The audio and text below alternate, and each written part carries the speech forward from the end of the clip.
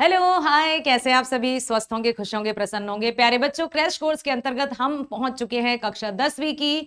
जी हाँ, कक्षा 10वीं कोर्स बी की पाठ्य पुस्तिका स्पर्श के पाठ 8 की तरफ। काव्य खंड हो चुका है पूरा, गद्य खंड भी हमने स्टार्ट कर दिया और अब हम पहुंच चुके हैं बड़े भाई साहब जो प्रेमचंद जी ने लिखा है।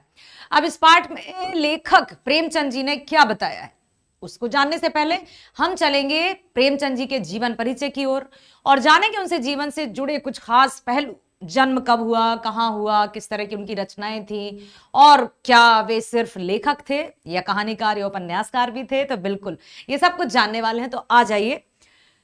हाँ, 31 जुलाई सन 1880 को बनारस के लम्ही गांव में मुंशी प्रेमचंद जी का जन्म हुआ था। कब हुआ था? 1880। निधन 1936। तो 1880 से 1936 तक का जीवन काल माना जाता है। अब देखिए, इनको उर्दू में अलग नाम से जाना जाता है। उर्दू में इन्होंने रचनाएं अलग नाम से की, वास्तविक नाम कुछ और है और रचनाएं इन्होंने कुछ और नाम से की। तो 3 नाम हैं प्रेमचंद जी के जो आपको याद रखने ही होंगे। 31 जुलाई सन 1880 को बनारस के करीब लम्ही गांव में जन्मे धनपत राय। मूल नाम है धनपत राय, याद रखिएगा। धनपत राय ने उर्दू में नवाब राय और हिंदी में प्रेमचंद नाम से लेखन कार्य किया। उर्दू में किससे किया बेटा? उर्दू में किया नवाब राय से, उर्दू में धनपत राय, नवाब राय और हिंदी में प्रेमचंद। तो ये रहा इनका मूल नाम, ये रहा इनका उर्दू का नाम और ये रहा इनका प्रचलित नाम।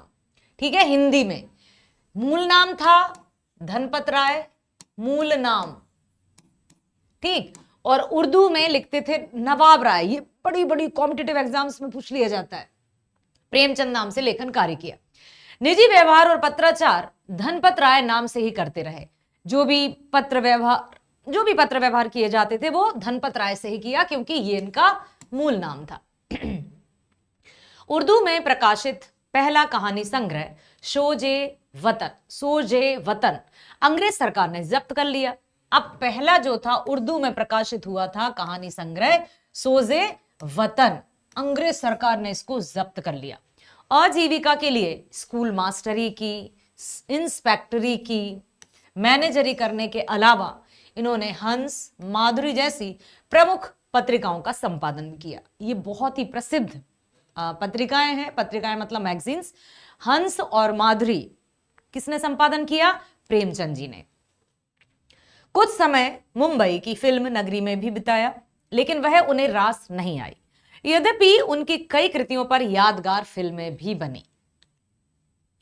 आम आदमी के दुख दर्द के बेजोड़ चितेरे प्रेमचंद को उनके जीवन काल में ही कथा सम्राट, अभी अभी मैंने चर्चा की थी, क्या वे सिर्फ कहानियां लिखते थे या वे सिर्फ लेखक थे? तो आप देखिए, वे थे कथा सम्राट, उपन्यास सम्राट कहा जाने लगा।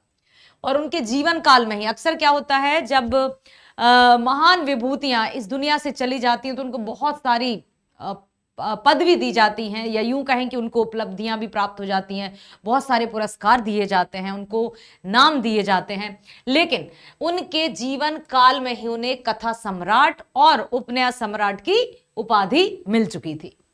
उन्होंने हिंदी कथा लेखन की परिपाटी पूरी तरह बदल डाली। अपनी रचनाओं में उन्होंने उन लोगों को प्रमुख पात्र बनाकर साहित्य में जगह दी जिन्हें जीवन और जगत में केवल प्रताड़ना और लांछन ही मिले थे। तो अब उन्होंने अपनी रचनाओं में उन लोगों को प्रमुख पात्र बनाकर अपने साहित्य जगत में जगह दी जो केवल प्रताड़ना, मतलब समझते हो, एकदम जिन पर शोषण किए जाते थे, जिन पर अत्याचार किए जाते थे। तो अपनी कहानियों में उन्होंने उन्हीं को हीरो, लीड रोल में लिया, मुख्य भूमिका दी, मुख्य पात्र दिए। और लांछन मिले, लांछन मतलब ब्लेम नहीं करते हैं कि अरे ये ऐसा है, तो ये ऐसा, स्त्री को कुलटा, कुलक्षणी, कई तरह के, और ये बिल्कुल निठल्ला, निकम्मा, ऐसे ऐसे कई तरह की जो नकारात्मक बातें नहीं रहती हैं, लोग जो सुनाते हैं लोगों को, लांछन लगाते हैं, ब्लेम लगाते हैं या उनको उल्हाने देते हैं। तो उन्हीं पात्रों को उन्होंने अपने साहित्य जगत में बहुत प्रमुख पात्र बनाया, जिससे उनके जीवन के बारे में दुनिया जगत को पता चल पाया। 8 अक्टूबर 1936 में उनका देहावसान हुआ। प्रेमचंद ने जितनी भी कहानियां लिखी वे सब मानसरोवर शीर्षक से 8 खंडों में संकलित है। मानसरोवर शीर्षक से 8 खंडों में संकलित है, क्योंकि उनकी कई कहानियां हैं। कहां है लेकिन वो? मानसरोवर नाम है, शीर्षक, शीर्षक मतलब उसका जो भी उन्होंने लिखा है तो उसका नाम है मानसरोवर, उसी में संकलित है उनकी सारी कहानियां। तो जितनी भी कहानियां लिखी वे सब मानसरोवर शीर्षक से 8 खंडों में संकलित हैं। उनके प्रमुख उपन्यास हैं, ध्यान रखिएगा, आपको पैसे भी पता होगा। गोदान, गबन, प्रेमाश्रम, सेवा सदन, निर्मला, कर्मभूमि, रंगभूमि, कायाकल्प, प्रतिज्ञा और मंगलसूत्र, जो कि अपूर्ण रहा।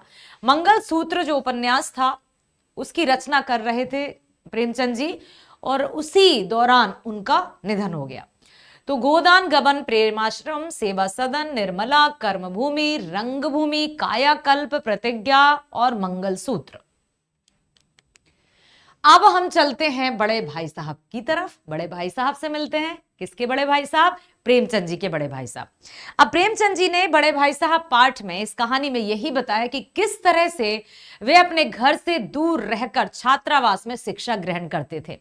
छात्रावास में वे और उनके बड़े भाई साहब साथ साथ शिक्षा ग्रहण करते थे।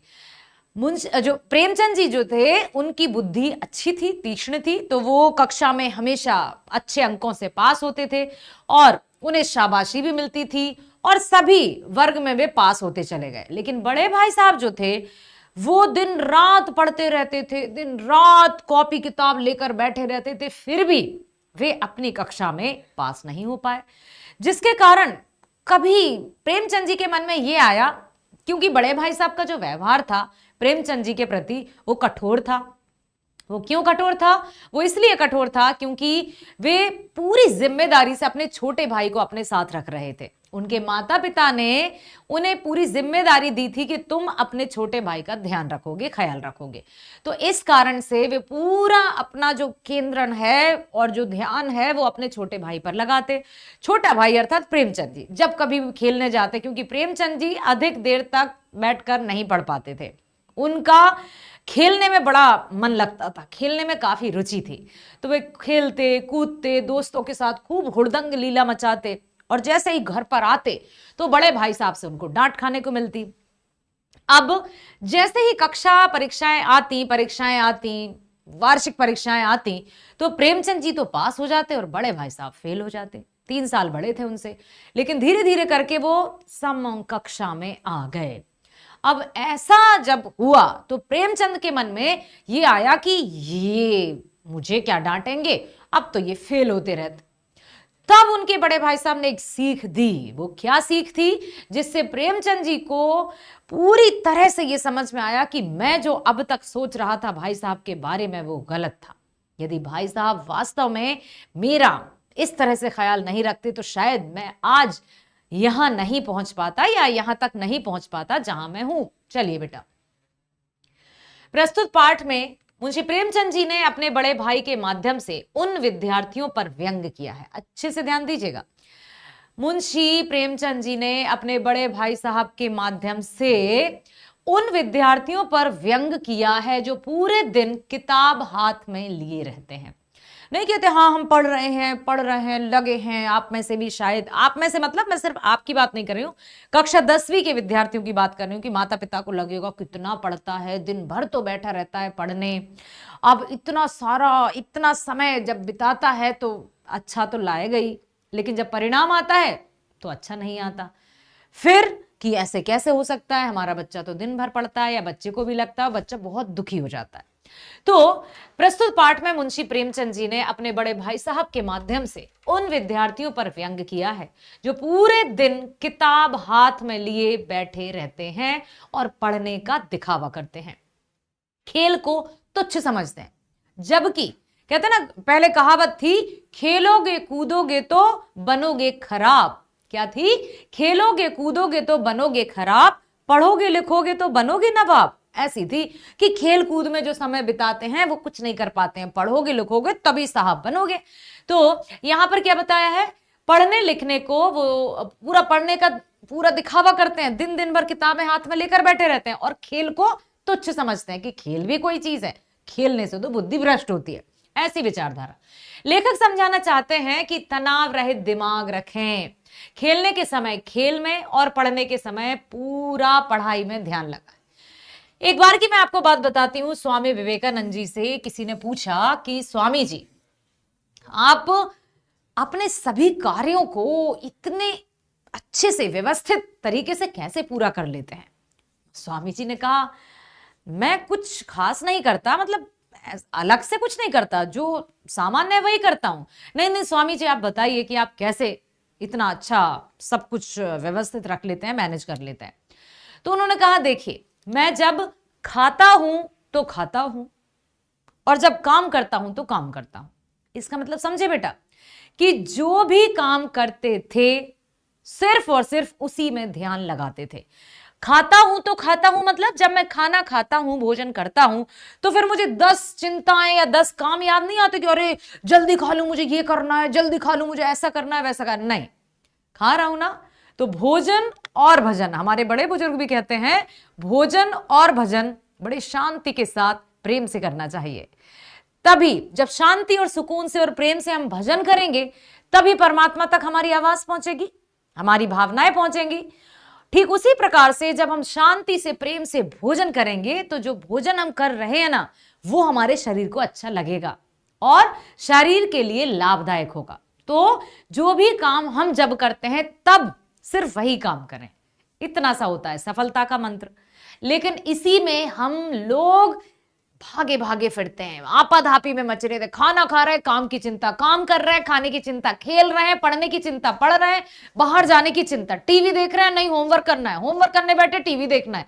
तो हमारा जो मन है ना, वो बिल्कुल चक्री के समान घूमता रहता है। और जब मनुष्य का मन या हमारा मन चक्री के समान घूमेगा, स्थिर कैसे होगा? नहीं होगा ना। चक्री पूरी ऐसे जलेबी की तरह घूमता रहता, घूमता रहता, घूमता रहता। OMG, अब जब ऐसा होगा तो कहां से इसमें स्थिरता आएगी? नहीं आएगी ना। तो अब हमें क्या करना चाहिए? जो भी काम हमें करना है, सिर्फ और सिर्फ उसमें ध्यान देना है। मान लीजिए हम पढ़ाई कर रहे हैं, तो हमें सिर्फ और सिर्फ पढ़ना है। हम ये नहीं कहेंगे फिर कि अरे हमें ये करना है, वो करना है। यदि हम खेल रहे हैं तो हम सिर्फ खेल में ध्यान लगाएं। तो यहां पर यही कहा है कि लेखक समझाना चाहते हैं कि तनाव रहित दिमाग रखें, कोई तनाव ना रहे दिमाग में, और खेलने के समय खेल में और पढ़ने के समय पूरा ध्यान पढ़ाई में लगाएं। हो गई बात, सबका अच्छे से काम हो जाएगा। लेखक के भाई साहब, ये जो हमारा मन है ना, मन चक्री के समान, चक्री के समान घूमता रहता है, घूमता रहता है। समझ में आया? चक्री के समान घूमता रहता है। तो यदि हम अपने मन को स्थिर रखेंगे, तो हमें अपने मन को स्थिर रखना होगा। स्थिर रखेंगे तभी सारे कार्य अच्छे होंगे। और जब सारे कार्य अच्छे होंगे, तब जाकर हमें यह समझ में आएगा कि हाँ, ये सब कुछ बहुत बढ़िया है। समझ में आया? चलिए, तो अब वो बताना चाहते हैं कि लेखक के भाई साहब उनसे 5 साल बड़े थे। 5 साल बड़े थे। कितने बड़े थे? 5 साल। अथक परिश्रम के बाद भी वे फेल हो जाते थे। इतनी मेहनत करते थे, दिन रात पढ़ते रहते थे, लेकिन जैसे ही वार्षिक परीक्षाएं होती, परिणाम आता, भाई साहब फेल। फिर बेचारे अपना सा मुंह लेकर बैठ जाते। और फिर लेखक जो थे, प्रेमचंद जी थे, वो पास हो जाते थे। उनमें एक अलग आत्मविश्वास आ जाता था। लेखक कम पढ़कर भी पास हो जाते।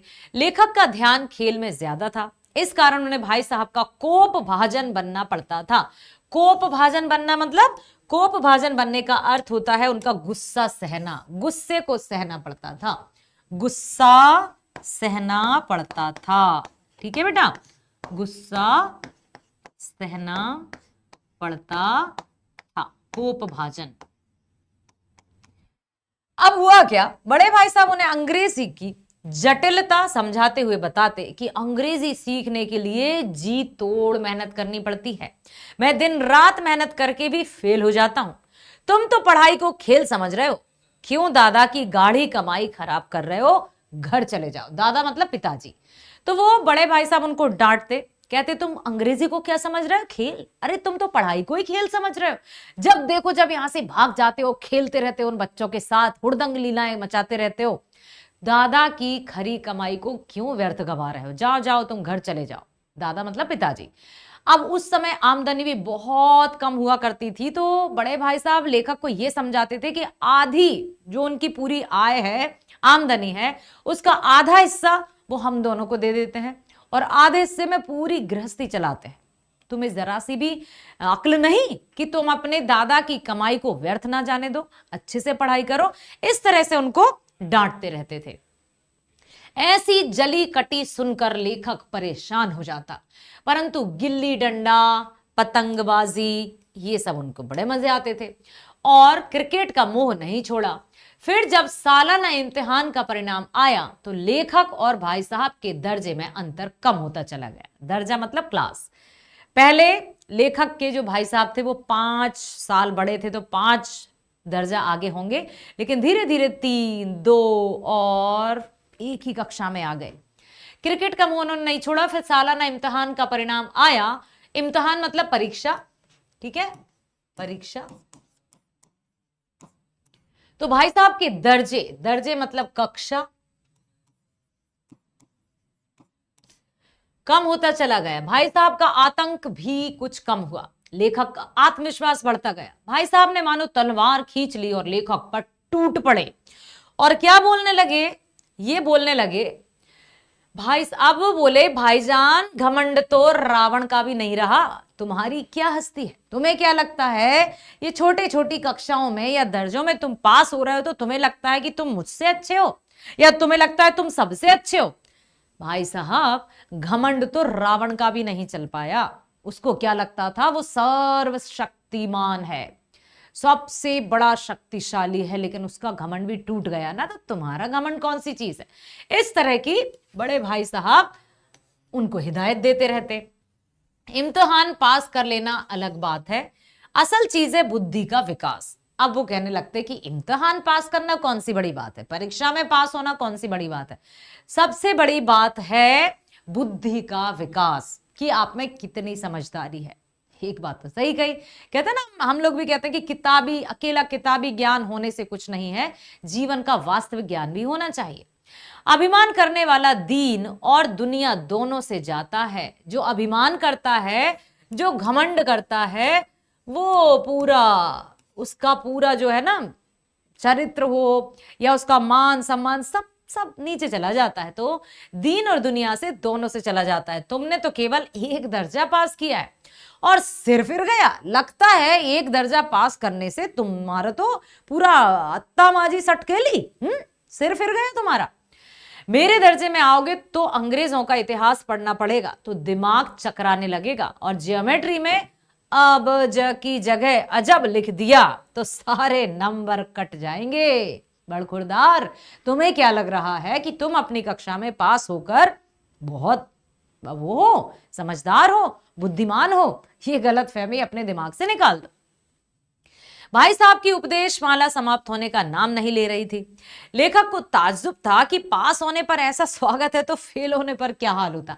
अब लेखक सोच रहा है, बाप रे, मैं तो पास हुआ, भाई साहब फेल हुए, फेल होने के बाद मुझे इतना लंबा चौड़ा भाषण सुना रहे हैं, यदि मैं फेल हो जाता तब क्या होता। इस बात को वो सोच रहे हैं। फिर सालाना इम्तिहान हुआ और संयोग से बड़े भाई साहब फेल और लेखक पास हो गए। फिर से सालाना परीक्षा हुई, एनुअल एग्जाम हुआ, वार्षिक परीक्षाएं हुई और लेखक पास, भाई साहब फेल। अब क्या होगा? भाई साहब रो पड़े। अब वे कुछ नरम पड़ गए। लेखक बाजार में कनकौए लूटता फिरता था। पतंग, ठीक है, पतंग उड़ाने का बड़ा शौक था और पतंग लूटते लूटते वे कहां कहां भटकते थे अपने मित्रों के साथ। फिर एक दिन बड़े भाई साहब से मुठभेड़ हो गई। फिर बड़े भाई साहब ने जो कहा उसे सुनकर लेखक बड़े भाई साहब के आगे नतमस्तक हो गए। नतमस्तक हो जाना मतलब सिर झुका लेना, सिर झुकाना, ठीक है, सिर झुकाना। बड़े भाई साहब ने कहा, चाहे तुम पढ़ाई में मुझसे आगे भी निकल जाओगे तो भी मैं तुमसे बड़ा रहूंगा। और इस बात को तो भगवान भी नहीं टाल सकता, इस बात को तो भगवान भी नहीं झुटला सकता कि मैं तुमसे बड़ा हूं, और बड़ा होने के नाते मुझे हक है कि मैं तुम्हें समझाऊं भी और डांटूं भी। चाहे तुम पास हो जाओ या मेरी कक्षा में आ जाओ, मेरे दर्जे में आ जाओ या मुझसे आगे दर्जे में चले जाओ, लेकिन बड़ा तो मैं तुमसे रहूंगा, इसे कोई नहीं झुटला सकता। बड़े होने का अर्थ है जिम्मेदारी। अब बड़े भाई साहब बता रहे हैं, और ये अब देखिए, मैंने अभी स्टार्टिंग में आपसे कहा था कि जो उन्होंने कहा लेखक सुनकर बड़े भाई साहब के आगे नतमस्तक हो गए, वो कौन सी बात थी? अब ध्यान से सुनिए। इस तरह की आपकी जो पाठ्य पुस्तक में पंक्तियां दी गई हैं, बेटा अच्छे से सुन लीजिए। एनसीईआरटी जो सॉल्यूशंस रहते हैं वो एज इट इज, यथावत हूबहू वैसे बोर्ड परीक्षाओं में नहीं पूछे जाते, पूछे वही जाते हैं, लेकिन उनकी जो रचना है, उनका जो स्ट्रक्चर है, वो बदल दिया जाता है। और तो और आपके पाठ्य पुस्तक के बीच में से, मतलब पाठ के बीच में से पंक्तियां पूछी जाती हैं और उनका अर्थ भी पूछा जाता है। मान लीजिए आ गया कि बड़े भाई साहब ने जो कहा उसे सुनकर लेखक बड़े भाई साहब के आगे नतमस्तक हो गया।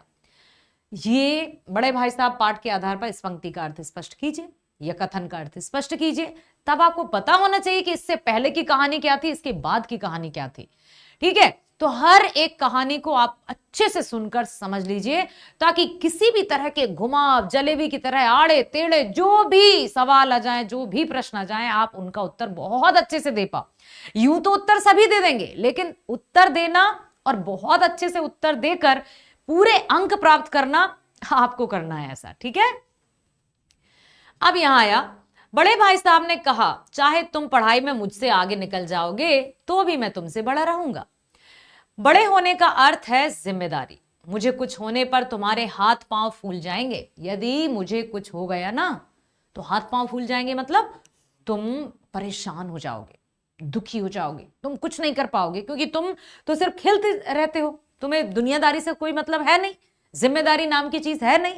हाथ पांव फूल जाना मतलब तुम बहुत अत्यधिक परेशान होना। ठीक है, अत्यधिक परेशान होना, परेशान। ठीक है, परंतु दादा स्वयं इलाज करेंगे या डॉक्टर को दिखाएंगे। वे आधे पैसों में पूरा घर चलाते हैं और आधे पैसे में हम दो रहते हैं। मेरा भी मन करता है कि खेलूं, परंतु यदि मैं स्वयं ऐसा करूंगा तो तुम्हें सीख कौन देगा? हाँ, ये कहना चाहते थे। ठीक है, तो यदि मैं भी तुम्हारी तरह खेल कूदने लगा तो कौन तुम्हें समझाएगा? तभी एक कनकौआ लेकर भाई साहब हॉस्टल की तरफ दौड़ पड़े। लेखक के मन में आज भाई के लिए प्यार और श्रद्धा थी, वे समझ रहे थे। अब लेखक को समझ में ये आ रहा था कि जो बड़े होते हैं वो भले ही हमसे पढ़ाई लिखाई में पीछे रहें, लेकिन वे समझदार होते हैं, वे जिम्मेदार होते हैं, वे हमें दुनियादारी के बारे में सही सलाह देते हैं। तो एक बात याद रखना बेटा, इस पाठ से हमें यह भी सीख मिलती है। पहली सीख तो लेखक ने स्वयं बताई है कि सिर्फ किताब के आगे बैठकर ऐसे रट्टा मारने से कुछ नहीं होता है, दिमाग का भी इस्तेमाल करना होगा, तब जाकर कहीं काम बनेगा। दूसरी, उन्होंने ये भी कहा है कि हमारे जो बड़े बुजुर्ग हैं, जो हमसे जो कुछ भी कहते हैं वो सिर्फ ऐसे ही नहीं कहते हैं, हवा में तीर नहीं चलाते हैं, अपने अनुभव के आधार पर बताते हैं। अक्सर कभी कभी मैं पेरेंट्स से ये बातें सुनती हूं कि मैडम ये कहने लगते हैं कि अरे आपको नहीं आता, आप हमें क्या बताओगे। पेरेंट्स की आंखों में आंसू भी देखे हैं। तो ऐसा जवाब आप कभी मत देना। पेरेंट्स या टीचर्स हमेशा अपने बच्चों को अपने आप से आगे बढ़ते हुए देखना चाहता है। समझ में आया? केवल दो रिश्ते ऐसे हैं मेरे बच्चों, ध्यान से सुनना, केवल और केवल दो रिश्ते ऐसे हैं जो आपको, मतलब बच्चों को खुद से आगे बढ़ता हुआ देखना चाहते हैं, खुद से अधिक सफल होता हुआ देखना चाहते हैं।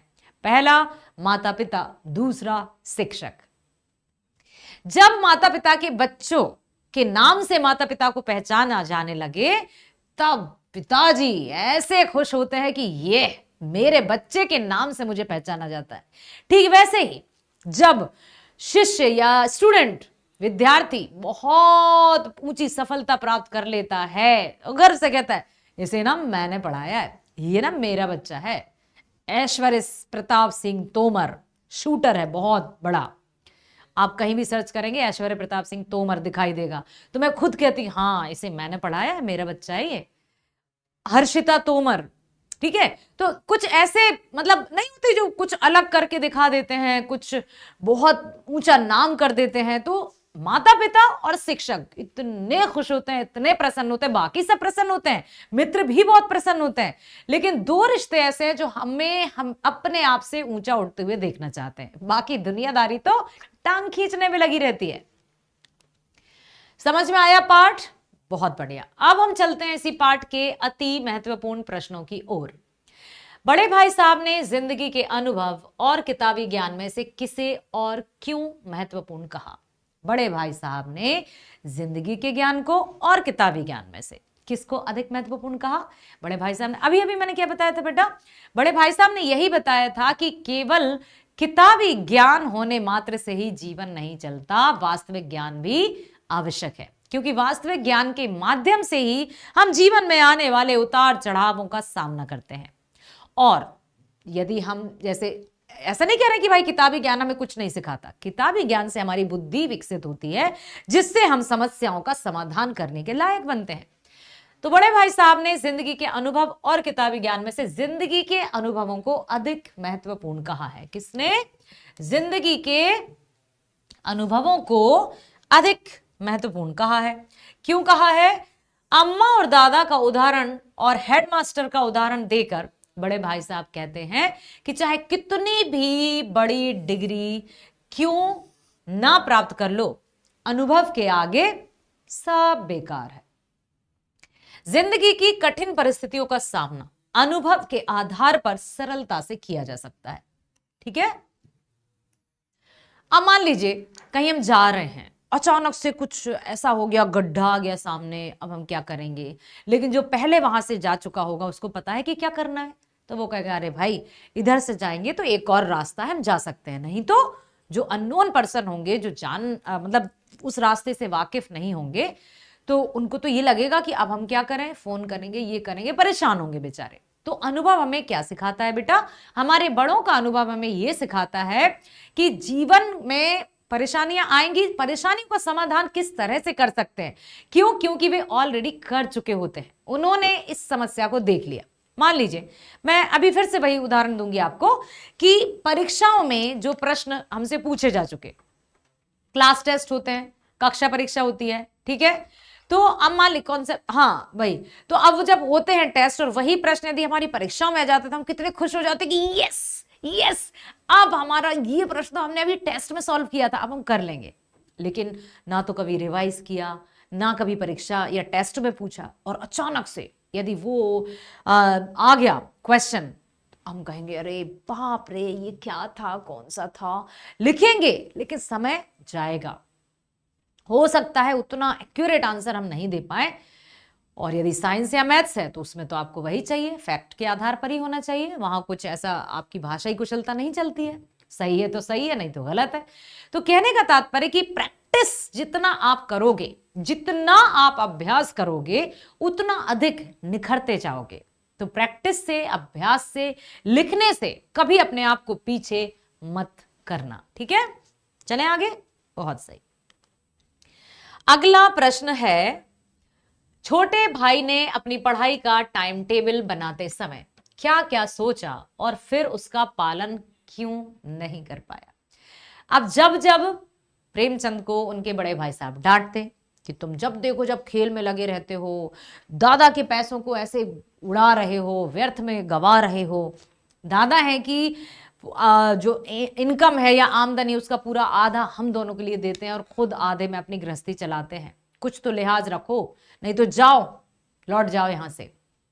अब वो था कि लेखक उनकी बातें सुनकर, उनके उपदेशों को सुनकर सोच रहे नहीं नहीं भाई साहब बिल्कुल सही कह रहे हैं, अब मैं एक टाइम टेबल बनाता हूं और टाइम टेबल के आधार पर ही मैं पढ़ाई करूंगा। इतने बजे उठना, इतने बजे पढ़ाई करना, मतलब स्कूल जाने से पहले भी 1 घंटे पढ़ाई हो चुकी, कितनी बड़ी बात है ना। स्कूल जाने से पहले 1 घंटे पढ़ाई कर ली, स्कूल आने के बाद भी 3-4 घंटे पढ़ाई कर ली, 1 घंटा खेल के लिए दे दिया, बनाया, लेकिन क्या उसका पालन कर पाए? नहीं कर पाए, क्योंकि मन तो खेलने में लगा रहता है। जब कभी वो किताब लेकर बैठते तो वहां पर उनके मित्र मंडलियों की आवाज आने लगती, और जब आवाज आने लगती तो कहते ना, एक डोर खींचे दूजा दौड़ा चला आए। बस ऐसी ऐसी बातें हुई कि अब पढ़ते हैं उत्तर। छोटे भाई ने अपनी पढ़ाई के लिए एक टाइम टेबल बनाया जिसमें खेलने का कोई समय था ही नहीं। रात 11 बजे तक हर विषय का कार्यक्रम बनाया, मतलब पूरी तरह से एक टाइम टेबल बनाया जिसमें खेलने का कोई समय नहीं था। रात 11 बजे तक हर विषय का कार्यक्रम बनाया, परंतु पढ़ाई करते समय खेल के मैदान, उसकी हरियाली, हवा के हल्के हल्के झोंके, फुटबॉल की उछल कूद, कबड्डी, वॉलीबॉल की तेजी, सब चीजें उसे अपनी ओर खींचती और वह टाइम टेबल का पालन नहीं कर पाता था। इतनी मुश्किल से वो टाइम टेबल बनाता, लेकिन क्या करें, वॉलीबॉल, क्रिकेट, कबड्डी, कनकौया, ये सब उसे अपनी ओर खींचे जा रहे हैं, तो वो टाइम टेबल का पालन ही नहीं कर पाते थे। ठीक है, तो छोटे भाई ने अपनी पढ़ाई का टाइम टेबल बनाते समय क्या क्या सोचा था? उन्होंने यही सोचा था कि नहीं नहीं नहीं, अब मैं बिल्कुल नहीं खेलूंगा, मैं पूरे समय पढ़ाई करता रहूंगा, पढ़ाई करता रहूंगा। लेकिन ठंडी हवा के झोंके, खेल कूद, फुटबॉल, वॉलीबॉल, क्रिकेट, ये वो पूरे दिमाग में चलते और टाइम टेबल का पालन ही वो नहीं कर पाए। अब क्या करें? फिर भाई साहब की डांट खानी पड़ेगी। बड़े भाई की डांट फटकार अगर ना मिलती तो क्या छोटा भाई कक्षा में अव्वल आता? अपने विचार प्रकट कीजिए। बहुत अच्छा प्रश्न है कि मान लीजिए बड़े भाई साहब यदि उनको डांटते नहीं, उनको उपदेश नहीं सुनाते, उनको सीख नहीं देते, तो क्या छोटा भाई अव्वल आता? देखो, अच्छे से सोचना कि बड़े भाई उसके खेलने पर उसे समझाते, तब जाकर छोटा भाई बैठता पढ़ने। और यदि मान लो बड़े भाई उसको नहीं डांटते, खेलते रहते, खुद भी खेलों में मशगूल हो जाते, तो छोटा भाई जितना पढ़ता था उतना भी नहीं पढ़ता, फिर क्या अव्वल आ पाता? नो, नहीं। छोटा भाई अभी अनुभवहीन था, बिल्कुल कोई अनुभव नहीं था, वह अपना भला बुरा नहीं समझ पाता था। यदि बड़े भाई साहब उसे डांटते फटकारते नहीं तो वह जितना पढ़ता था उतना भी नहीं पढ़ पाता और अपना समय खेल कूद में ही, पूरा समय खेल कूद में ही गवा देता। उसे बड़े भाई की डांट का डर था, इसी कारण उसे शिक्षा की अहमियत समझ में आई, विषयों की कठिनाइयों का पता लगा, अनुशासित होने के लाभ समझ आए और वह अव्वल आया। कितना अच्छा उत्तर लिखा है। इस उत्तर को ध्यान से फिर से देखिए बेटा। जो छोटा भाई था वो अनुभवहीन था, अपना भला बुरा नहीं समझता था। यदि बड़े भाई साहब मुझे ना डांटते फटकारते तो वह जितना पढ़ता था उतना भी नहीं पढ़ पाता और अपना समय खेल कूद में ही गवा देता। अब बड़े भाई की डांट का ही असर था, डांट का डर था, इसी कारण उसे शिक्षा की अहमियत समझ आई, विषयों की कठिनाई, क्योंकि वो बताते रहते थे, तुम्हें क्या लगता है अलजेब्रा, ये जो गणित है वो यूं ही कर लोगे? नहीं कर पाओगे। तुम्हें क्या लगता है अंग्रेजी में तुम ऐसे अव्वल नंबर ले आओगे, अव्वल आ जाओगे? अरे पढ़ोगे नहीं तो कुछ नहीं होने वाला। वो समझाते रहते थे, तब जाकर उनके दिमाग में ये घुसता था, जाता था कि हाँ, विषयों की अहमियत समझ में आई। इसी कारण उन्होंने जो भी विषय की कठिनाइयां थी उनको जाना, समझा, अनुशासित होने के लाभ समझ में आए। उन्होंने कहा कि यदि पूरे समय खेलते कूदते रहोगे, उछलते रहोगे तो तुम कुछ नहीं कर पाते, इससे अच्छा तो तुम जाओ, लौट जाओ घर, गांव लौट जाओ। तब जाकर जो छोटे भाई थे अर्थात प्रेमचंद जी, उन्होंने अपने आप को ही रखा है यहाँ, तो ये बताते हैं कि यदि बड़े भाई की डांट डपट नहीं होती तो छोटा भाई अव्वल नहीं आ पाता। बड़े भाई साहब की स्वभावगत विशेषताएं बताइए। अब बड़े भाई साहब की स्वभाव कैसा था? बड़े भाई साहब अध्ययनशील थे, हमेशा किताबें खोलकर बैठे रहते थे। अध्ययनशील थे, बिल्कुल पढ़ाकू थे, हमेशा किताबें खोलकर ही बैठे रहते थे। दिन रात कठिन परिश्रम करते, दिन रात कठिन परिश्रम करते, चाहे उन्हें समझ में आए या ना आए, पूरा देखते हैं, पढ़ते रहना है, लगे रहना है पूरा। कुछ नहीं तो जो मार्जिन नहीं रहता, हाशिए पर चिड़िया बना दी, पतंग बना दी, ऐसे कर रहे हैं। लेकिन उनको लगता था कि यदि मैं किताब से दूर हुआ तो मैं बिल्कुल भी नहीं पढ़ पाऊंगा। तो उनके मन में यह था कि पढ़ते रहना, बस पढ़ते रहना। तो बड़े भाई साहब अध्ययनशील थे, हमेशा किताबें खोलकर बैठे रहते थे, दिन रात कठिन परिश्रम करते थे, चाहे उन्हें समझ में आए या ना आए। अपने बड़े होने का उन्हें एहसास है, इसलिए वे छोटे भाई को तरह तरह से समझाते हैं। अपने कर्तव्य के लिए वे अपनी बहुत सी इच्छाओं को दबा देते थे। छोटे भाई को किताबी ज्ञान से हटकर अनुभव के महत्व को भी समझाते थे। और पहले उन्होंने अपने भाई को पूरी पूरी बातें बताई कि मेरे प्यारे छोटे भाई, यदि तुम इस तरह से ही रहे तो कुछ नहीं कर पाओगे, इसलिए तुम्हें पढ़ाई में ध्यान देना होगा। जब पढ़ोगे तभी आगे बढ़ोगे। तो बड़े भाई साहब अध्ययनशील थे, दिन रात पढ़ाई करते रहते थे और बहुत परिश्रम करते थे, चाहे उन्हें समझ में आए या ना आए। बड़े होने का उन्हें बहुत एहसास है, इसलिए वो लेखक को समझाया करते थे, छोटे भाई को समझाते थे, तरह तरह से समझाते थे, अपने कर्तव्य और कठिनाइयों से उन्हें आगाह भी करते थे। और जो भी उनकी इच्छाएं थी उनको दबा लेते थे। उनको ये लगता था कि यदि मैं भी खेलने लगा, क्योंकि खेलने का मन तो उनको भी करता है, इतने बड़े तो थे नहीं, वो भी बच्चे ही थे, लेकिन वो अपनी इच्छाओं को दबाते थे कि यदि मैं भी इसी की तरह खेलने लगा तो इसको कौन सही राह दिखाएगा। तो उन्होंने अपनी इच्छाओं को दबाया। एक बड़ा घर में जो बड़ा रहता है ना बेटा, वो कभी खींचता है, कभी गुस्सा हो जाता है, तो उसकी बातों का बुरा बिल्कुल मत मानिएगा, क्योंकि वास्तव में घर का बड़ा होना बहुत जिम्मेदारी का काम होता है। जब जिम्मेदारी सिर पर आती है तो थोड़ा बहुत कभी कभार गुस्सा आ जाता है। तो हमारा कर्तव्य क्या बनता है कि हम उनके गुस्से को ठंडा करें, ना कि गुस्से को और हवा दें, ना कि आग को और हवा दें। ठीक है। छोटे भाई को किताबी ज्ञान से हटकर अनुभव के महत्व को समझाते थे कि किताबी ज्ञान ठीक है, किताबी ज्ञान आवश्यक है, लेकिन वास्तविक जीवन का ज्ञान भी होना चाहिए। समझ में आया? ये सब भी वो अच्छी तरह से बताते थे। अब है बड़े भाई छोटे भाई से हर समय पहला सवाल क्या पूछते थे? सबसे पहला सवाल उनका क्या होता था? अब तक कहां थे? यही पूछते थे। बड़े भाई साहब छोटे भाई से जब भी वह बाहर से आता हर समय यही सवाल पूछते, अब तक कहां थे? बताओ जल्दी, अब तक कहां थे? ऐसे करके बड़े भाई छोटे भाई से सवाल पूछते थे। अब हम चलते हैं प्रीवियस ईयर क्वेश्चंस की तरफ। अच्छे से ध्यान दीजिएगा। बड़े भाई साहब पार्ट से प्रीवियस ईयर्स के जो 4-5 सालों के सीबीएसई बोर्ड परीक्षाओं में जो प्रश्न पूछे गए हैं उनकी अब हम चर्चा कर रहे हैं। बड़े भाई साहब को अपने मन की इच्छाएं क्यों दबानी पड़ती थी? कितना अच्छा प्रश्न है, क्यों दबानी पड़ती थी बताओ? उनको अपनी इच्छाएं इसलिए दबानी पड़ती थी क्योंकि वे ये मानते थे कि यदि वे भी इसी तरह से खेल कूद में पूरी तरह से शामिल हो गए तो छोटे को कौन समझाएगा, छोटे को सीख कौन देगा, छोटे को सही और गलत की पहचान कौन कराएगा। ठीक है।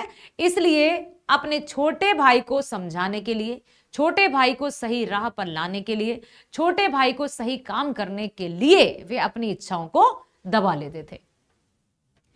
बड़े भाई साहब को अपने मन की इच्छाएं इसलिए दबानी पड़ती थी क्योंकि वे माता पिता से दूर हॉस्टल में अपने छोटे भाई के साथ रहते थे। आपको लिखना पड़ेगा पहले कि बड़े भाई साहब को अपनी इच्छाएं इसलिए दबानी पड़ती थी क्योंकि वे अपने छोटे भाई के साथ अपने माता पिता से दूर छात्रावास या हॉस्टल में रहकर पढ़ाई करते थे।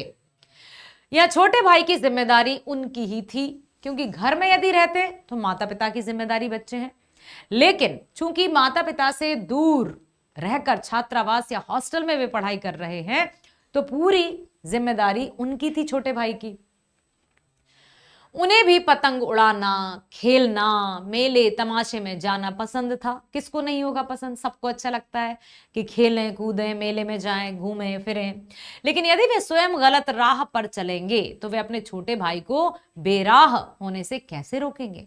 वे जानते थे कि यदि मैं भी इसी की तरह पतंग उड़ाने में लग गया, खेलने कूदने में लग गया, मेले आदि जाने में लग गया तो छोटे भाई को कैसे समझाऊंगा, उसको सीख कैसे दूंगा? अपने भाई के प्रति कर्तव्य की वजह से मन की इच्छाओं को वे दबाते थे। तो छोटे भाई अपनी इच्छाओं को क्यों दबाते थे? क्योंकि बड़े भाई साहब अपने छोटे भाई के साथ घर से दूर रहकर हॉस्टल में शिक्षा पाते थे, पढ़ने के लिए गए थे, और छोटा जो भाई था पतंग उड़ाना, खेल कूद करना, मेले में जाना, यहां वहां घूमना उसका शौकीन था। तो ठीक उसी तरह से बड़े भाई को भी अच्छा लगता है, लेकिन वे अपनी इच्छाओं को दबाते थे क्योंकि वे जानते थे कि यदि मैं भी इसी की तरह हो गया तो इसको कौन समझाएगा। ठीक है, तो मेले तमाशे में जाना पसंद था, वे स्वयं गलत राह पर चलेंगे तो छोटे भाई को बेराह होने से कैसे रोकेंगे? अपने भाई के प्रति कर्तव्य की वजह से उन्होंने मन की इच्छाओं को दबा लिया। बड़े भाई साहब पाठ में लेखक ने समूची शिक्षा के किन तौर तरीकों पर व्यंग किया है? क्या आप उनके विचारों से सहमत हैं? उदाहरण सहित स्पष्ट कीजिए। बड़े भाई साहब में पाठ में शिक्षा पर व्यंग किया है, कटाक्ष किया है। क्यों? क्या क्या कहना चाहा है? समूची शिक्षा पर क्या क्वेश्चन मार्क है? क्या ऐसी शिक्षा होनी चाहिए? अर्थात क्या बच्चे को सिर्फ और सिर्फ पढ़ते पढ़ते पढ़ते पढ़ते पढ़ते रहना चाहिए? खेल कूद का कोई स्पेस नहीं होना चाहिए? या शिक्षा पद्धति यदि हम देखें बेटा तो 1986 में पहली शिक्षा पद्धति बनी, ठीक है, उसके बाद धीरे धीरे 1992 में फिर इसको अपडेट किया गया, और अब जो है 2020 में फिर से 34 वर्षों बाद NEP 2020, ठीक है, राष्ट्रीय शिक्षा नीति 2020 आई है, जिसके अंतर्गत 5+3+3+4 ये रूल शामिल किया गया है। ठीक है, तो कहने का तात्पर्य कि जो बड़े भाई साहब पाठ है उसमें शिक्षा नीति या समूची शिक्षा के किन तौर तरीकों पर कटाक्ष किया है, क्वेश्चन मार्किंग है कि ऐसा नहीं होना चाहिए। कौन कौन सी ऐसी बात है? क्या आप उनके विचारों से सहमत हैं? तो बड़े भाई साहब पाठ में लेखक ने समूची शिक्षा के तौर तरीकों पर व्यंग किया है। समूची शिक्षा के तौर तरीकों पर व्यंग किया है। इस शिक्षा प्रणाली में केवल रटंत व्यवस्था है, पूरी तरह से रोट लर्निंग है। कब की बात की जा रही है? जब लेखक स्वयं पढ़ते थे। 1986 वाली 1986 की जो शिक्षा नीति थी, जिसमें मास्टर के हाथ में एक बड़ी सी डंडी रहती थी, नहीं आया तो लगाया, बच्चों को मारा पीटा, मतलब पूरा टीचर सेंट्रिक एजुकेशन था, है ना। शिक्षा मतलब बच्चों का ये नहीं था कि बच्चों का अधिकार है, बच्चों को मजबूरी है, पढ़ना है तो पढ़ो, नहीं पढ़ना है तो जितना आ जाए उतना ठीक है।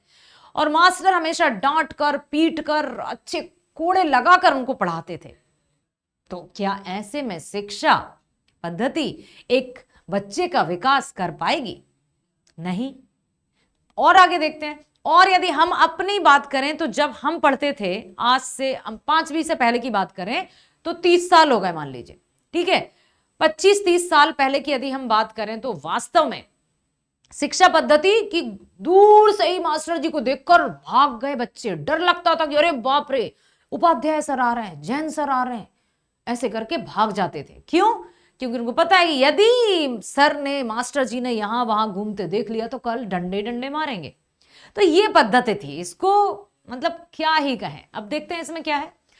बड़े भाई साहब पाठ में लेखक ने समूची शिक्षा के तौर तरीकों पर पूरी तरह से व्यंग किया है। इस शिक्षा प्रणाली में केवल रटंत विद्या है, रोट लर्निंग को ही बढ़ावा दिया है। यह विद्यार्थियों की प्रतिभा को कुंठित कर देती है, पूरी तरह से जो प्रतिभा है विद्यार्थी की वो कुंठित हो जाती है। इसमें विषयों का विस्तार है। एक निबंध लिखने के लिए 4-4 पन्नों का प्रयोग किया जाता है कि भाई गाय हमारी माता है, रट रहे हैं, गाय हमारी माता है, गाय हमारी माता है, इसके 4 पैर हैं, इसके 4 पैर हैं, इसके 4, और यदि आगे पीछे पीछे आगे पॉइंट्स लिख दिए जैसे टीचर ने बताया, टीचर मारेगा कि गाय हमारी माता है, ये दूध देती है, नहीं पहले तुमने इसके 4 पैर होते हैं क्यों नहीं लिखा, ये कई रंगों की होती है क्यों नहीं लिखा। तो कहने का मतलब रटंत व्यवस्था, पूरी तरह से रटंत व्यवस्था थी। यह विद्यार्थियों की प्रतिभा को कुंठित कर देती है। इसमें विषयों का विस्तार है। एक निबंध लिखने के लिए 4-4 पन्नों का प्रयोग किया जाता है। साथ ही साथ इस प्रणाली में विदेशी भाषा अंग्रेजी का प्रयोग किया जाता है। अन्य विषयों का अध्ययन अध्यापन अंग्रेजी में ही किया जाता है। इस शिक्षा प्रणाली की सबसे बड़ी कमी इसमें बच्चों को खेल कूद के लिए समय ही नहीं दिया जाता। पूरी शिक्षा व्यवस्था पुस्तकीय ज्ञान पर आधारित है। बच्चे पुस्तकीय ज्ञान के बोझ से दबे रहते हैं, अतः उनमें व्यवहारिकता का समावेश हो ही नहीं पाता। इस प्रकार से लेखक के विचारों से हम पूरी तरह सहमत हैं कि जो बड़े भाई साहब में समूची शिक्षा प्रणाली को बताया गया है वो वास्तव में एक व्यंग्य है। इस तरह की शिक्षा प्रणाली से बच्चे का विकास संभव नहीं है। केवल रटंत विद्या पर जोर दिया गया है। उसकी शारीरिक क्षमता, उसके गुण, उसकी ये जो होती ना बुद्धि, प्रतिभा, उसको कहीं भी उजागर करने का अवसर नहीं दिया है। इसलिए इस प्रणाली से हम पूरी तरह से असंतुष्ट हैं, लेखक के विचारों से पूर्ण रूप से सहमत हैं। आइए चलते हैं आगे। अब चलते हैं अगले प्रश्न की ओर। छोटे भाई ने बड़े भाई साहब के नरम व्यवहार का क्या लाभ उठाया? आपके विचार से छोटे भाई का व्यवहार उचित था या नहीं? तर्क सहित उत्तर दीजिए। जब दर्जे में पास हो गया छोटा भाई, बड़े भाई फेल हो गए, तो पहली बार तो फिर भी उनको इतनी उदासी नहीं हुई। दुख तो मन में हुआ बड़े भाई को, लेकिन उन्होंने अपने दुख को छोटे भाई के सामने व्यक्त नहीं किया और कहने लगे कि किताबी ज्ञान या परीक्षा में पास होने से ही सब कुछ नहीं होता। लेकिन जब दूसरी बार फिर से सालाना परीक्षा हुई और फिर से बड़े भाई साहब फेल हो गए और छोटा भाई अव्वल आया, तो छोटे भाई के मन में अहंकार आ गया और वो अब बड़े भाई अब वो समझ चुका था कि अब बड़े भाई मुझसे कुछ नहीं कहेंगे, क्योंकि मैं तो अभी भी अव्वल आ गया हूं, मैं तो थोड़ा बहुत पढ़ के भी बहुत कुछ कर सकता हूं। अब बड़े भाई साहब मुझे डांटेंगे नहीं, उपदेश नहीं देंगे। इससे उसके मन में अहंकार रूपी भावना का विकास हो गया और अहंकार रूपी भावना के विकास आ जाने से उसमें अहंकार बढ़ गया। विकास नहीं कहेंगे, अहंकार उसका बढ़ गया। उसे लगा कि मैं पढ़ूं ना पढ़ूं, मैं तो अच्छे अंक से पास हो ही जाऊंगा। लेकिन इस तरह का छोटे भाई का व्यवहार उचित नहीं था, उसे ऐसा व्यवहार नहीं करना चाहिए था। ठीक है, देखते हैं क्या लिखा है। छोटे भाई ने बड़े भाई साहब के नरम व्यवहार का क्या लाभ उठाया? बेटा ये प्रश्न तब का है जब दूसरी बार भी लेखक के भाई साहब फेल हो गए थे और लेखक अव्वल। आपके विचार से छोटे भाई का व्यवहार उचित था या नहीं? तो छोटे भाई ने बड़े भाई के नरम व्यवहार का नाजायज फायदा उठाया। छोटे भाई ने बड़े भाई की विनम्रता का लाभ उठाया और स्वच्छंद हो गया, पढ़ना लिखना तक बंद कर दिया। उसके मन में अभिमान आ गया कि वह पढ़े या ना पढ़े, परीक्षा में तो पास हो ही जाएगा। अभिमान आ गया, घमंड आ गया, पूरी तरह से स्वच्छंद हो गया। कोई नियम, कोई लागू। अब उसको लगा कि अब तो बड़े भाई साहब मुझसे कुछ कहेंगे नहीं, कहेंगे तो मैं कह नहीं दूंगा कि खुद तो पढ़ते लिखते हैं नहीं, पास तक तो हो नहीं पाए, मुझे डांट रहा है। ऐसा उसके मन में अभिमान आ गया। अब वह अपने पढ़ने के समय का प्रयोग पतंगबाजी को देने लगा। जितना कुछ भी बड़े भाई साहब डांट डपट कर उसको पढ़ाते थे, वो बैठता था डर के कारण, क्योंकि बड़े भाई साहब जैसे ही वो घर में आता, अब तक कहां थे, और खूब तेज तेज डांटते उसको, तो वो सुनकर बैठता था पढ़ने। लेकिन अब चूंकि बड़े भाई साहब फिर से फेल हो गए और वो फिर से अव्वल आया, तो उसके मन में अहंकार ने जन्म लिया और अब वो पतंगबाजी पतंगबाजी पतंगबाजी करने लगा। बिल्कुल भी पढ़ने लिखने नहीं बैठ रहा है, पूरा का पूरा समय वो पतंगबाजी में देने लगा। हमारे विचार से छोटे भाई का व्यवहार पूर्ण रूप से अनुचित था, क्योंकि अभिमान द्वारा उसका हित नहीं हो सकता। उसका क्या, किसी का भी हित नहीं हो सकता। कोई भी व्यक्ति कितनी भी सफलता प्राप्त क्यों ना कर ले, यदि उसके मन में अभिमान या घमंड, अभिमान, अहंकार, ये सब पर्यायवाची हैं। अहंकार, अहम, दर्प, घमंड, यदि किसी के भी मन में ये भावना आ गई तो उसका पूरा शीर्ष से नीचे आना तय है, क्योंकि घमंड तो किसी का नहीं भला करता। इसलिए लेखक ने रावण का भी उदाहरण दिया है। बड़े भाई साहब कहते हैं कि तुम्हें क्या लगता है, कक्षा में पास होने से तुमने सब कुछ प्राप्त कर लिया? अरे घमंड तो रावण तक को नहीं छोड़ा घमंड ने, तो तुम क्या हो? इसलिए कभी भी हमें घमंड, अहंकार, अहंवादी नहीं होना है। ठीक है। बड़े भाई साहब के व्यक्तित्व की विशेषताओं पर साधारण प्रकाश डालिए कि बड़े भाई साहब की व्यक्तित्व की विशेषताएं क्या थी। बड़े भाई साहब की व्यक्तित्व की विशेषताएं पूछी जा रही हैं बेटा, छोटे भाई की नहीं। बड़े भाई साहब के व्यक्तित्व की विशेषताएं निम्नलिखित हैं। बड़े भाई साहब स्वभाव से ही अध्ययनशील थे। कैसे थे? अध्ययनशील थे। बिल्कुल सही जवाब। वे अध्ययनशील थे। वे हरदम किताबों में लीन रहते थे। उनमें रटने की प्रवृत्ति थी, जैसा उनको सिखाया गया था बचपन से वैसा वो करते आए थे। गंभीर प्रवृत्ति भाई साहब गंभीर प्रवृत्ति के थे। छोटे भाई के सामने उदाहरण प्रस्तुत करना चाहते थे। उनका गंभीर स्वभाव ही विशिष्टता प्रदान करता है। और बड़े भाई साहब जीवन में परिश्रम करने में कोई कसर नहीं छोड़ते थे, मतलब वे परिश्रमी थे। बड़े भाई साहब परिश्रमी विद्यार्थी थे।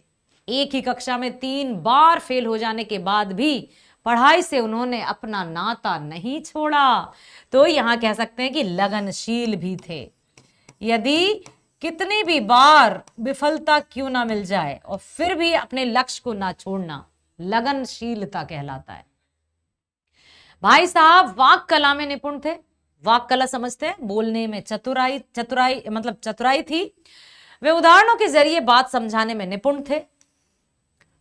इस कला के सामने सब उनके सामने नतमस्तक थे। इतने अच्छे अच्छे उदाहरण देते थे कि सब उनकी बातों को सुनते थे और मानते भी थे। इसलिए हम कह सकते हैं कि सबसे पहले क्या थे वे? अध्ययनशील। अध्ययनशील, अध्ययनशील, विनम्र, ठीक है,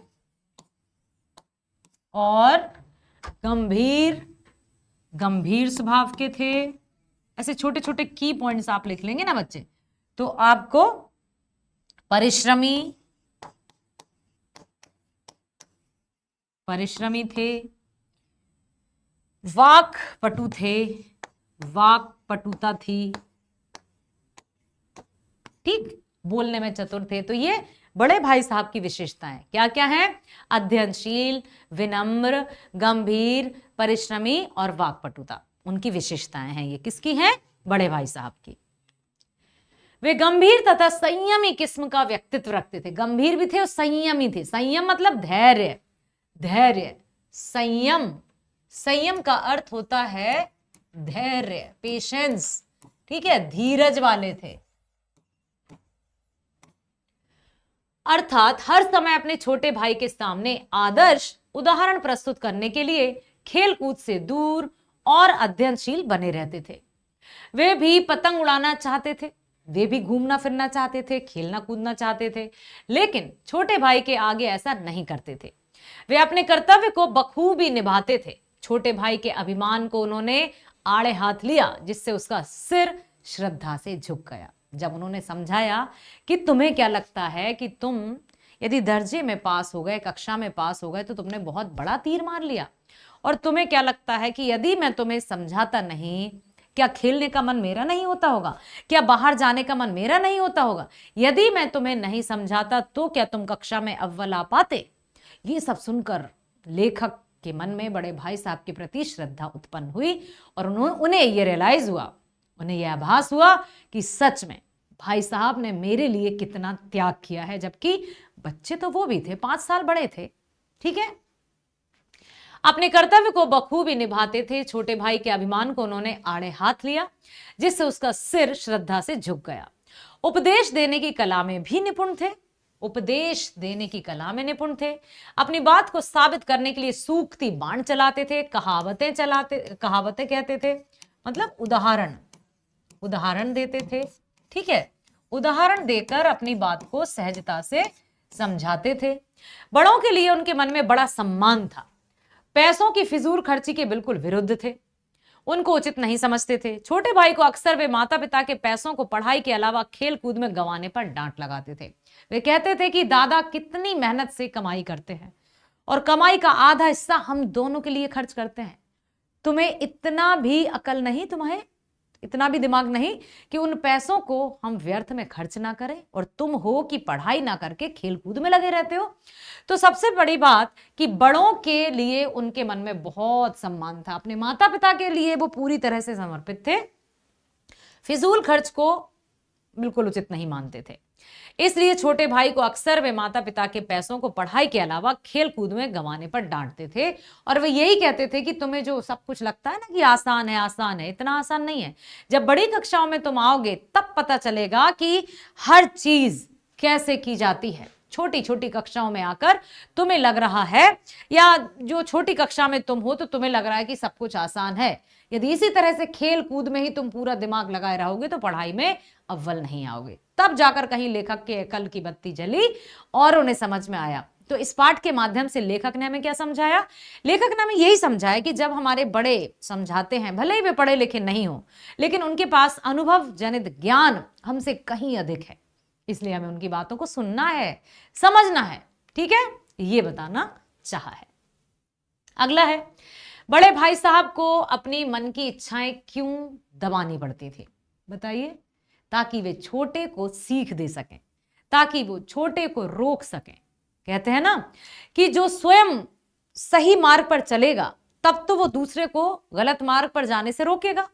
यदि हम स्वयं ही खा के, मान लीजिए कुछ खा रहे हैं और कचरा कूड़ा फेंक दिया यहीं, और हम छोटों को हिदायत दे रहे हैं कि बेटा टॉफी चॉकलेट्स खाकर या जो भी कुछ कवर रैपर है उसको यहां मत फेंको, तो वो कह देगा अंकल आंटी दीदी भैया आपने भी तो फेंका, चले हमें सिखाने। ठीक है, तो कहने का तात्पर्य कि जब हम अच्छी वाणी का प्रयोग करेंगे तभी तो हमारे बच्चों को, नई पीढ़ी को, छोटे भाई बहनों को हम सिखा पाएंगे कि अच्छे व्यवहार का प्रयोग करना है। यदि हम ही अलग तरह की भाषा का प्रयोग करेंगे और उनसे कहेंगे तुम अच्छा बोलो, तो कहेंगे बड़े आए हमें समझाने वाले, खुद कितना बुरा बोलते हो। तो लेखक के जो बड़े भाई साहब थे उन्होंने अपनी इच्छाओं को दबाया ताकि वे अपने छोटे को रोक सकें, टोक सकें, पढ़ने के लिए उसको प्रेरित कर सकें, आगे बढ़ने के लिए उसे इंस्पायर कर सकें, प्रेरित कर सकें। इसलिए उन्होंने अपनी मन की इच्छाओं को दबाया। जबकि खेलना कूदना, इधर उधर घूमना फिरना किसको अच्छा नहीं लगता? सबको अच्छा लगता है। बड़े भाई साहब ने कहा था, मेरा जी भी ललचाता है पर क्या करूं, खुद बेराह चलूं तो तुम्हारी रक्षा कैसे करूं। ये बात उन्होंने कही थी, इतने भावुक, इतने इमोशनल होकर उन्होंने ये बात कही थी, क्योंकि उनकी आंखों में जब आंसू थे, जब वो तीसरी बार भी फेल हो गए थे, तो लेखक भी साथ में रोने लगे थे। बड़े भाई साहब ने कहा था, मेरा जी भी ललचाता है पर क्या करूं, यदि खुद बेराह चलूं तो तुम्हें कैसे रोकूं, तुम्हारी रक्षा कैसे करूं। यह कर्तव्य भी तो मेरे सिर है, दादा ने तुम्हें मेरी जिम्मेदारी पर यहां छोड़ा है। यदि मैं भी तुम्हारी तरह ही खेलने कूदने लगूंगा तो उन्होंने तो हमें पढ़ने भेजा है, तो हम उनके पैसों को ऐसे ही फिजूल खर्ची कर देंगे। पढ़ाई लिखाई में यदि मान लो मैं नहीं कर पा रहा हूं तो तुम करोगे तो खुशी तो मिलेगी उनको, समझे। उनकी यही सोच उन्हें अपने मन की इच्छाएं दबा कर रखने के लिए विवश कर देती थी। वे खेल तमाशों से दूर रहते और खेल कूद पर भी ध्यान नहीं देते। दिन रात बैठकर पढ़ते रहना उनका स्वभाव था। उन्हें अपने बड़े होने का भी हमेशा एहसास बना रहता था। ठीक है, वे बिल्कुल हमेशा ये जताते थे, बताते थे कि हाँ मैं बड़ा हूं और किस तरह से मुझे अपने छोटे को संभालना है, उसका आदर्श बनकर मुझे रहना है। तो उन्होंने अपनी इच्छाएं इसलिए दबाई ताकि वे अपने छोटे भाई को सीख दे सकें, उसको सही राह पर चला सकें। अगला प्रश्न है, बड़े भाई साहब कहानी के आधार पर लगभग 100 शब्दों में लिखिए कि लेखक ने समूची शिक्षा प्रणाली के किन पहलुओं पर व्यंग किया है। ध्यान दीजिए, बोर्ड परीक्षा में पूछा गया है, सीबीएसई बोर्ड परीक्षा में यह प्रश्न पूछा गया है।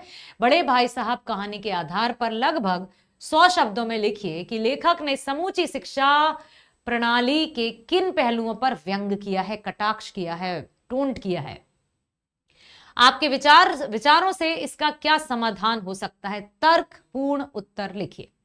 तो बड़े भाई साहब में लेखक ने समूची शिक्षा के निम्न तौर तरीकों पर व्यंग किया है। उन्होंने ये बताने का प्रयास किया है कि किस तरह से जो शिक्षा प्रणाली है इस शिक्षा प्रणाली में अंग्रेजी शिक्षा पर बहुत अधिक बल दिया जाता है। किस पर? अंग्रेजी शिक्षा पर अधिक बल दिया जाता है। इसके बिना बालक का पूरा विकास नहीं हो पाता। इस प्रणाली में रटंत विद्या को बढ़ावा दिया है, जो बालक के स्वाभाविक विकास के विपरीत है। इस शिक्षा प्रणाली में बीज गणित और रेखा गणित, ज्योमेट्री और को समझना लोहे के चने चबाने के जैसा है, क्योंकि उदाहरण या एग्जाम्पल्स के माध्यम से नहीं समझाया जाता। जो किताब में दिया है बस उसी को रटने के लिए कहा जाता है। नए तरीके के जो फॉर्मूलाज हैं या उनको ध्यान ना देकर सिर्फ इबारत जो रहती है ना, इक्वेशंस, या उनको कहा जाता है। इस शिक्षा में इंग्लैंड का इतिहास पढ़ना जरूरी है। वहां के बादशाहों के नाम याद रखना आसान है, इसका कोई लाभ भी नहीं है। कहने का मतलब कि विदेशों के बारे में जानकारी एकत्रित करने को कह रहे हैं। विदेशों के बारे में ये याद करना है, वो याद करना है। इससे क्या होने वाला है? क्या ये उचित नहीं है कि हम अपने देश के बारे में अधिक जानकारी प्राप्त करें? तो इस शिक्षा में इंग्लैंड का इतिहास पढ़ना जरूरी है। इस शिक्षा प्रणाली में बेसिर पैर की बातें पढ़ाई जाती हैं, जिसका कोई लाभ नहीं। छोटे छोटे विषयों पर लंबे चौड़े निबंध लिखने को कहा जाता है। 4, 5, 5, 6 पेजेस के पन्नों का निबंध लिखा जाता है। हम लेखक के विचारों से सहमत हैं, क्योंकि इस प्रकार की शिक्षा प्रणाली में बालकों की मौलिकता नष्ट हो जाती है, उनका स्वाभाविक विकास नहीं हो पाता। ऑलराउंड डेवलपमेंट, सर्वांगीण विकास तो रहा एक साइड, उनका स्वाभाविक विकास तक नहीं हो पाता। उन पर थोप दिया जाता है, उन पर शिक्षा बोझ की भांति, मतलब उनको कि यही करना है, ऐसे ही करना है। पहला वाक्य यदि ये लिखा है तो यही पहला है, यही दूसरा है, यही तीसरा है। निबंध भी लिखने को कहा जाए, यदि 15 पॉइंट्स हैं, कहने का तात्पर्य कि यदि 5-6 पेजेस हैं तो डिट्टो वैसा ही लिखना पड़ेगा उन्हें जैसा कि किताब में लिखा है। उनको समझाया नहीं जाता, किताबों से रटवाया जाता है। तो रटंत विद्या पर जोर देती है शिक्षा प्रणाली, इसलिए लेखक ने इस शिक्षा प्रणाली पर व्यंग किया है, जिससे कि हम भी सहमत हैं। तो बेटा, आशा ही नहीं पूरा भरोसा है कि आपने बड़े भाई साहब कहानी के माध्यम से 2 प्रमुख बातें सीख ली होंगी। कौन कौन सी प्रमुख बातें? एक, जो कि हमें खेलना कूदना है, लेकिन जो भी कार्य करना है उसे पूरे समर्पण के साथ करना है, और हमें यह पता करना है कि कौन से में कितना वेटेज चाहिए, किस विषय को कितना हमें समय देना है। जो विषय हमें आसान लगते हैं, जिन्हें हम कम समय में पढ़ सकते हो, तो उनको कम समय दे दो, लेकिन देना जरूर है। ये नहीं कि एक विषय को हम बिल्कुल भी समय नहीं दे रहे हैं, परीक्षाओं के समय कर लेंगे। तो परीक्षाओं के समय तो सभी करते हैं उन विषयों को, तो हमें सबकी तरह जाना है या कुछ अलग खास करके दिखाना है? हमें कुछ खास करना है, कुछ अनूठा करना है, कुछ अनोखा करना है, तो हमें साधारण नहीं असाधारण तरीके से सोचना होगा। जब हम एक्स्ट्रा करेंगे तभी तो एक्स्ट्रा ऑर्डिनरी बन पाएंगे, नहीं तो सिर्फ ऑर्डिनरी बनकर रह जाएंगे। इसलिए आप प्रत्येक विषय को अपने अनुसार वेटेज दीजिए, उस पर अभ्यास कीजिए, लिखने का अभ्यास कीजिए, क्योंकि चाहे वो हिंदी हो या कुछ हो, यदि आप अभ्यास करेंगे तो आपको पूरे में से पूरे अंक देने से कोई भी चेकर, एवेल्युएटर, जांचकर्ता अपने आप को रोक नहीं पाएगा। दूसरी चीज, हमें किताबी ज्ञान से साथ साथ अपने बड़ों के अनुभवों से भी जीवन का ज्ञान ग्रहण करना चाहिए। उनकी बातों को सिर्फ सिर के ऊपर से नहीं गुजरने देना है, उनके अनुभव से भी हमें बहुत कुछ सीख मिलती है, जो कि हमें आगे जीवन जीने के लिए बहुत लाभकारी है। इन्हीं भावनाओं के साथ, शुभकामनाओं के साथ, ऑल द बेस्ट।